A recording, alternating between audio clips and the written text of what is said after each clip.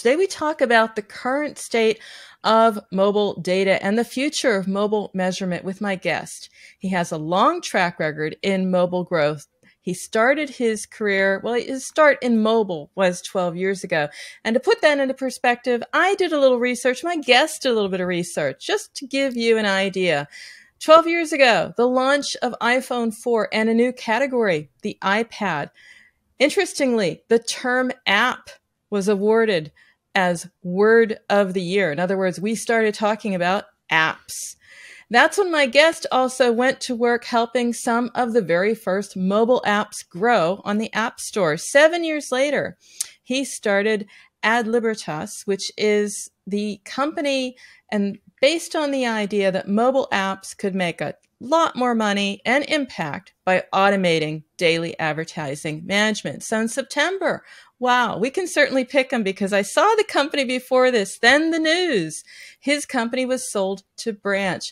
He was acquired. The team there will help build toward the future of the mobile measurement and specifically the Branch mobile measurement platform.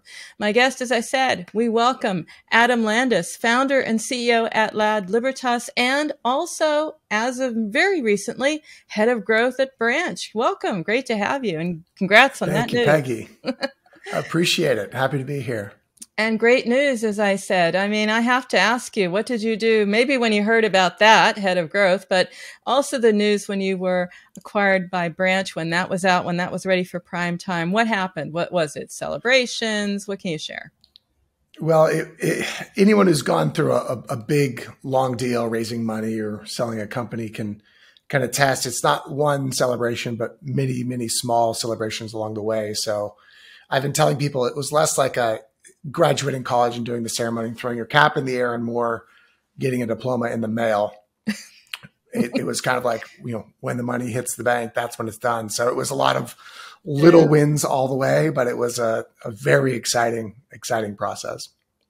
It was exciting to watch it because I got the tip from another guest. He's like, you got to talk to this company. And then by the time we really made it happen, it was like, now I really have to talk to your company. So you are working on building out the Branch mobile measurement platform. What does that mean for marketers?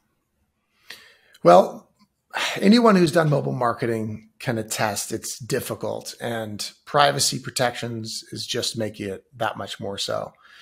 With the iOS 14 a couple of years ago coming out and disabling user level tracking, a lot of people thought the MMPs and branches in MMP would go away. Kind of like, what's the need for them? You can't track individual users. And here we are 2 years later, and it's kind of the opposite. People can't realize what life would be like without the MMP just because it's gotten so much more complicated. So over the next couple of years, if the MMPs and Branch can execute, it's going to be that much more of a holistic part of the mobile ecosystem and making it easier for mobile marketers to succeed. So let's just step back for a moment to be very clear, because that was the impression, MMPs, what is going to happen there? But what are the benefits, the improvements that they can expect as you're building out the mobile measurement platform here? I mean, what are MMPs good for, and what are these benefits going to be?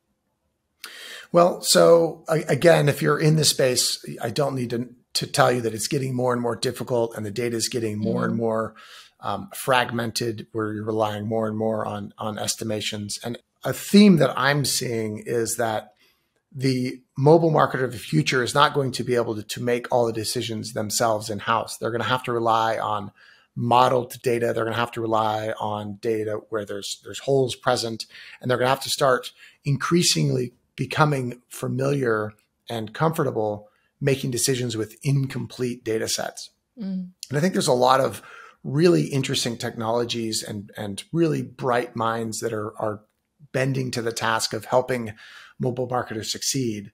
But I truly think that in the post-privacy future, there will be a lot of players that kind of make themselves profitable and known, and really exciting market presence over the next couple of years on helping mobile marketers kind of make decisions with incomplete data sets. That sounds like such a leap, because when I think of all the marketers I know, there was a level of what one marketer told me in an interview, data purity. It was like it was on a pedestal. And now you're saying do something with incomplete data sets. We'll get into that, but I want to get into your backstory, because you founded this company, and this company saw that opportunity early on. We know app data is critical.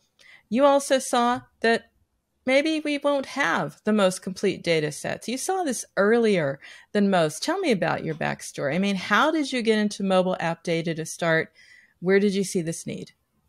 Yeah. So as you mentioned, mobile advertising was the first focus of AdLibertas, and mobile advertising has always a soft spot in my heart, because that's where I got my industry start. And that's just helping folks. We were helping folks make money from their apps. So it was enabling the garage app developer. And increasingly, as we saw the mobile ad ecosystem getting more and more automated, less in need for kind of this automated campaign and monetization management software platform, we looked closer and closer at the problems that our mobile app developer customers were having. And there's a story that kind of where it clicked in my mind. I was talking to a friend, a longtime customer, and they said, well, I really think that the users like the app because of this feature. And so I think that if I change that feature, that they'll respond by spending more time in the app. And then they went off and made the change. And then later I asked them, I said, so did it work? And they said, I think it worked. And it was like, I think this, I think that, I think it worked. And it was like, the reason they were making all those guesses is because it was really difficult to understand user intent, really difficult to start a test, and then really difficult to measure the outcome of the test. And it was because data is difficult, and running your business by the seat of your pants is not a viable opportunity for most people. So we were like, where can we add the most value? And it's helping people understand user intent, test outcomes, and really where and what users are doing in your app. So fast forward, you said it yourself, the elephant in the room, we are in a post-privacy world. It's a massive shift, and it doesn't happen all at once. And that's what I hear also. It's like, it would be great if we just knew, but no, it's like Apple drops a change, makes a modification that makes life maybe even easier. Now we've got custom product pages. Who knows? Google Privacy Sandbox lifts the lid on an API, makes another change. It's a moving target. It gets confusing. How would you tell marketers, a piece of advice to them, how they can focus their efforts? Because it's coming hard and fast. It's very confusing. Well, I'd say that to broaden that a little bit more, besides just mobile marketers, when you think about mobile growth, it really happens in two camps, one of which is more users, UA, getting more people to use the app. The other part of mobile growth is getting your users to be more effective, increasing retention, increasing monetization. And those two paradigms are growing closer and closer together. And I think an interesting thought process is, if you think about getting users, that's a very difficult problem, but there's a ton of intelligent, motivated research that's going into that. Like, you look at Meta's research budget, I believe this year they're going to spend $30 billion on R&D. And a lot of that is going to be figuring out the best users to buy. That problem, there's a lot of really intelligent people putting themselves towards it. So you as an app developer, you might find good methods, but I don't think you're going to beat Meta in that sense. I mean, you look at the investment in the industry branches buying companies as well to solve that problem. Mm-hmm. The other aspect of growth, which is make a better app, increase retention, increase monetization of users, no one's going to be able to wave a magic wand and solve that problem. So if you look at mobile marketers or mobile growth in general, they need to focus on that, growing the app internally to make the app better, because, and this is something we'll probably get into a little bit later, the biggest outcome of post-privacy that a mobile app developer can prepare for is identifying the valuable users as early and effectively as possible, and then feeding that back into the growth engines, the big Meta and the Googles and the other big advertisers who are highly motivated at finding those valuable users. And that's still, that paradigm or that shift or that onus still lives with the app developer. What are your views on that? Because there is a school of thought that says that you identify valuable users from the channels that bring them to you. And then you're going to scale that. And you're going to use some AI and machine learning to figure that out. But is it just the channels, or what are we looking at here? Because valuable users can also be made, not just acquired. So that comes down to experience. What are your thoughts? Well, from the traditional mobile marketer's perspective, traditionally they would take their valuable users, or they'd take your users in general, and they would feed that signal up to their ad platform, Google or Facebook, for majority of their buying. And Google or Facebook would start to understand what valuable users were, and they would figure out the channels. And the UA manager might, go test other channels or monitor ROAS on different channels. That's going to get harder and harder. That signal kind of falling apart. And if you look at what Facebook has done with their buying methodology, they're doing broad targeting now. They're saying, you know what, let us just target broadly, and then we'll find the channels for you. You just feed us the valuable information back. So an interesting point that I think gets buried a lot with this post-privacy is that first-party data isn't going away. The mobile app developer can still track their own users and the effectiveness of their own users. And that advertiser, the company you're hiring, you're paying margins to go find users or go grow your app, needs to understand the profitability of those users or what is successful. So it's still the responsibility of the mobile app to find the North Star metrics, ideally revenue, earned by the users, and then feed that information back up to the buyers. So it's interesting because there's a lot of experimentation going on. A lot of people saying, maybe not with the incomplete data sets, maybe just other data sets, right? I talk a lot with marketers. They're telling me, we want to find other data sets. Hearing a lot about, for example, device type. It's data that you have, and there's something you can do about it. I think, don't quote me, I think it's also that TikTok makes it possible to focus on the device and the cost of the device. So high-end devices might be indicative of a certain type of user segment. I won't digress, but the point is that we're looking at different tactics. We're looking at other data sets. What sounds the most plausible or promising to you? Can you weigh in here? Yeah. So 10 years ago, that was a strategy in buying. I remember when I worked for a mobile advertiser, the mobile advertiser would pay $100 for an install from the latest iPad. And that window was just a rolling window. That was 10 years ago. Wow. So the device type targeting is not new. But why were they able to make that work? Is because that was a highly motivated, successful, lucrative audience. Mm-hmm. And the imperative there wasn't to just go buy the most profitable devices. It was that this mobile advertiser, mobile app, had identified profitable users coming from that one category. So when you talk about unifying data sets, it's going to be looking at what makes a user profitable using product analytics or what the user is doing, and then bringing that back to your marketing to help with your targeting. And that targeting device type's not going to go away.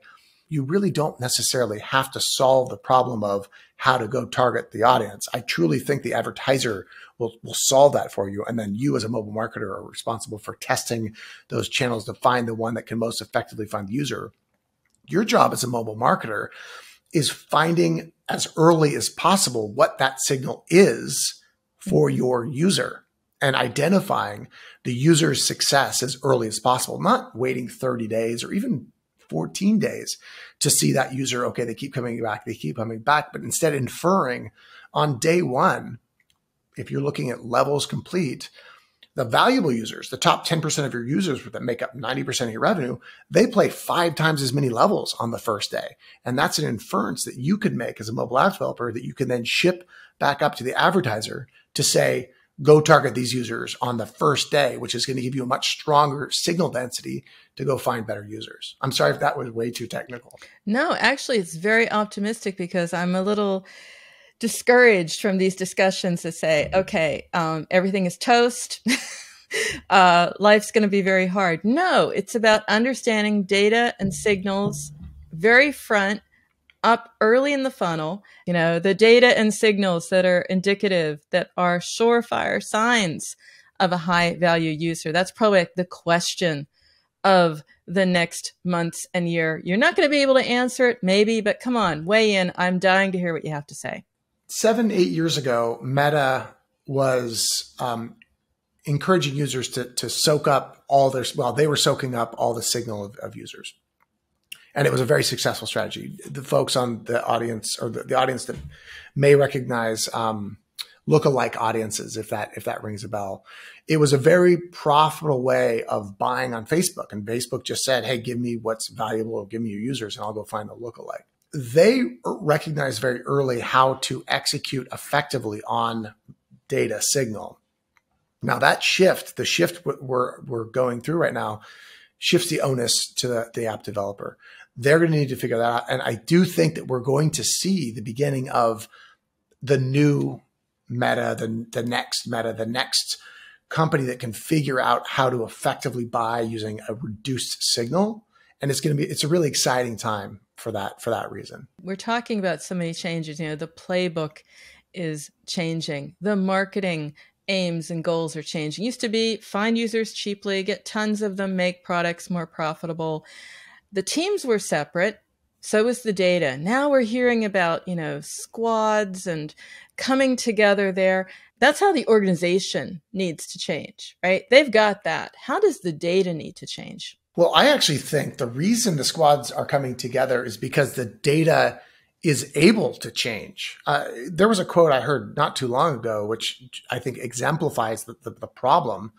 And I was talking to a marketing person, and they said, it's my job to get users. It's product's job to make them profitable, which anyone who's been in the industry knows that is a fallacy that is flawed, because you end up buying a bunch of terrible users and then they end up going nowhere. And then you have these fingers pointed. But the reason that happened wasn't because of poor administration or poor department heads. It was because everyone had these different data sets, these different vendors, these different technologies that were very hard, if not impossible, to merge. So folks who use Amplitude or Braze or a product marketing solution couldn't bring that back effectively into their product. Now, say I said product marketing, I meant product analytics. Product analytics, or just the app analytics, were very hard, if not impossible, to merge with your marketing data.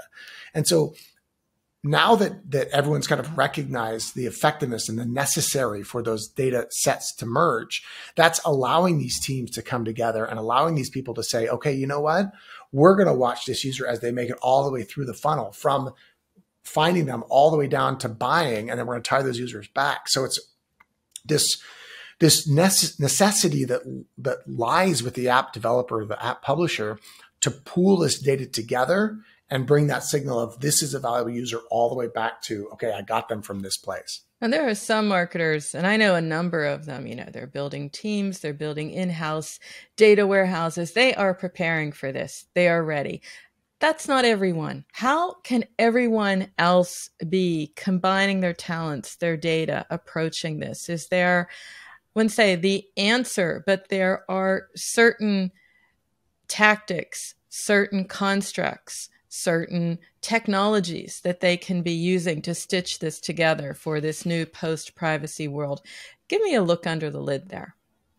Yeah, I've been doing a lot of reading and thought on SKAN 4 specifically. So this is very apropos, because SKAN 4 is a very complicated technology.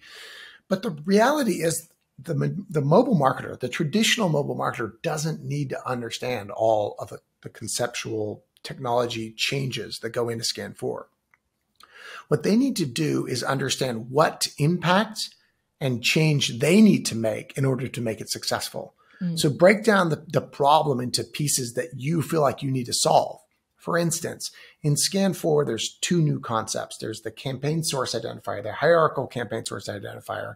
The TLDR on that is that the advertisers can do better targeting of where users come from. To the majority of mobile marketers, that's not important. They don't need to care about that their mobile advertiser will abstract all that complexity. The other change is conversion values appearing over multiple timeframes. That is important for mobile marketers. They do have the ability to make impactful change They will help the outcome of their mobile marketing campaigns. And so if they narrow in on what they can do to increase signal density, increase valuable user measurement using those conversion values, they're going to get the majority of the value that comes out of this increased complexity without having to worry about all the details. So shortcut your answer. It's understand what change you can actually make to impact and not spend your time solving a problem that someone else is going to do a better job of.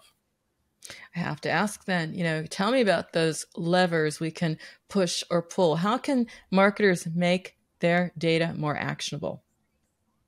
So it's really to lean into the data. So when it comes to data, first of all, you have to trust it. You have to trust what the data does. And to be perfectly honest, having worked with data every day over the last 4 or 5 years, it will never be completely trustworthy.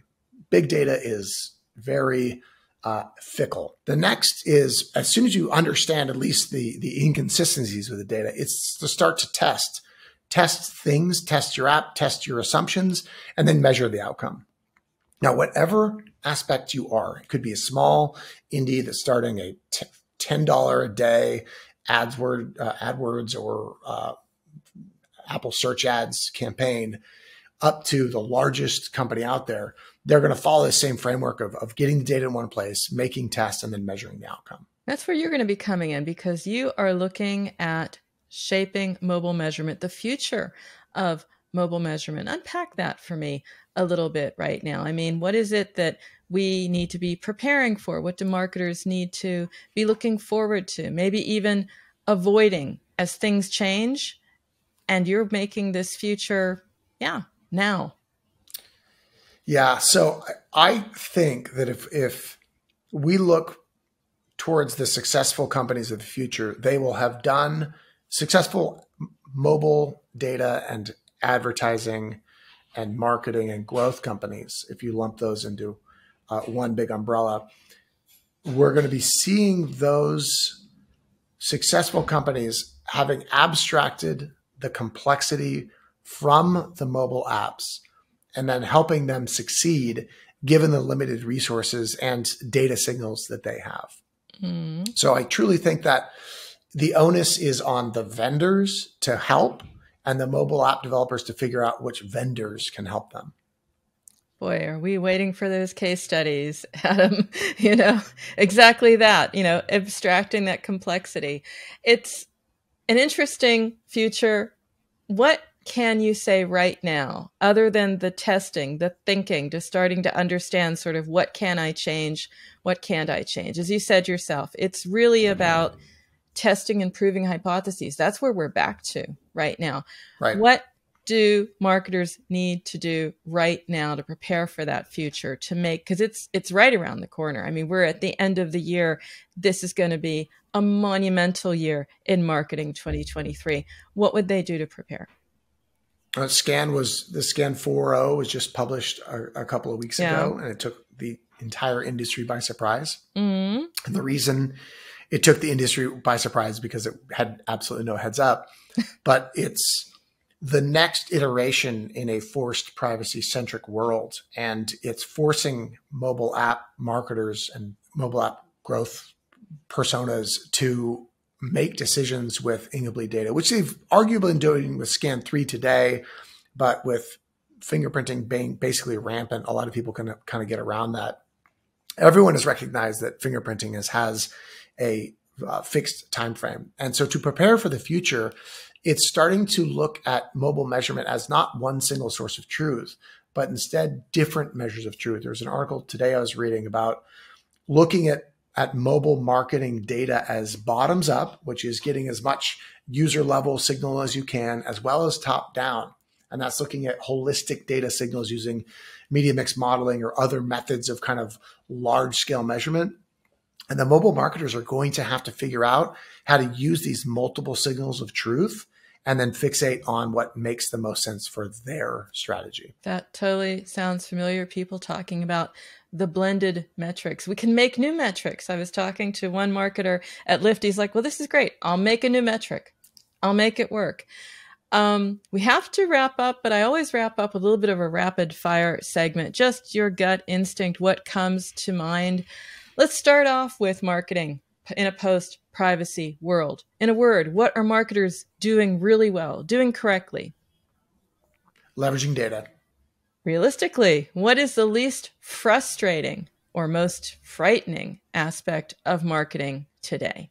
The most frightening aspect of mobile marketing today, this is not a rapid answer, but it's a fascinating question, is that you can be doing something the 99% of the industry is doing, but then all of a sudden you'll get targeted by the New York Times and then you'll be on the front page.